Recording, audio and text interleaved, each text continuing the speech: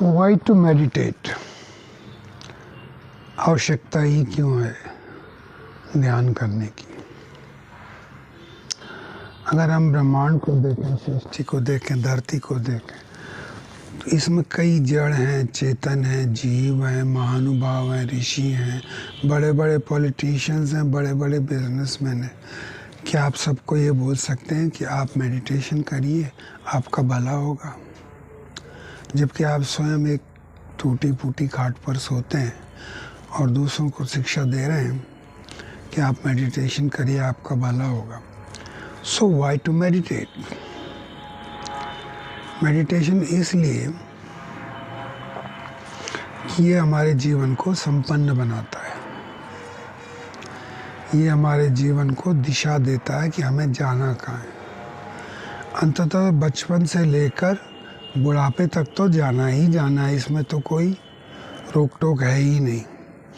ये अलग बात है कि कुछ लोग किन्हीं वजहों से बीच में भी चले जाते हैं। बुढ़ापे के बाद निश्चित ही कोई दिशा होगी, कोई जगह होगी जहाँ आत्मा जाती है और फिर नए वस्त्र धारण कर लेती है, जैसा कि भागवत में कहा गया। तो हमारे जीवन में हम ध्यान को क्यों लाएं? ध्यान को इसलिए लाएं ताकि हम एक गोल ओरिएंटेड ना हो जाएं कि हमें जीवन में पैसा ही कमाना है, हमें जीवन में नाम ही कमाना है, हमें जीवन में समाज में नाम कमाना है। इस तरह का एक जब ओरिएंटेशन हो जाता है कि मुझे यही करना है, वैसे तो उत्तम लक्ष्य है, उत्तम लक्ष्य का रखना कोई बुरी बात नहीं, पर ज़िंदगी को बैलेंस तरीके से जीने के लिए भागवत में कहा गया है। जो बैलेंस तरीके से जीता है वो भगवान को आसानी से प्राप्त करता है। प्रश्न आता है कि भगवान को प्राप्त करें क्यों? वो इसलिए कि हमारे जीवन में नित्य नया आनंद रोज आता रहे, इसलिए हम भगवान को प्रार्थना करें। सृष्टि में जितनी भी सुंदरता है वो सब उसी परमात्मा की है। जब हम उसका ध्यान करते हैं रोज बैठकर, तो रोज ध्यान में कोई ना कोई ऐसी चीज़ वो हमें देते हैं जिससे हमें लगता है कि ओह, ये तो इतनी साधारण सी बात थी लेकिन मेरी समझ में आज तक नहीं आई।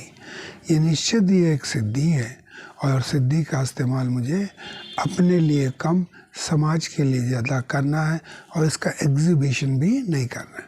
तो जैसे जैसे ध्यान बढ़ता जाता है वैसे वैसे योगी महसूस करता है कि संसार में जो वस्तुएं हैं उनके भोग विलास के मुकाबले जो उसका ध्यान का साधना का तरीका है वो उसके लिए ज़्यादा शांतिमय, सुखमय, प्रेममय है। इसीलिए वो ध्यान की ओर आकर्षित होता है। ध्यान करने का सिंपल तरीका मैंने बताया है। आती जाती सांसों को देखते रहें, आती सांस का शिवो और जाती सांस का हम का उच्चारण करते रहें। मात्र 5 मिनट भी इस टेक्निक को इस तरीके से आप कर लेंगे तो आप बहुत बड़े योगी अपने आप को कहलाएंगे।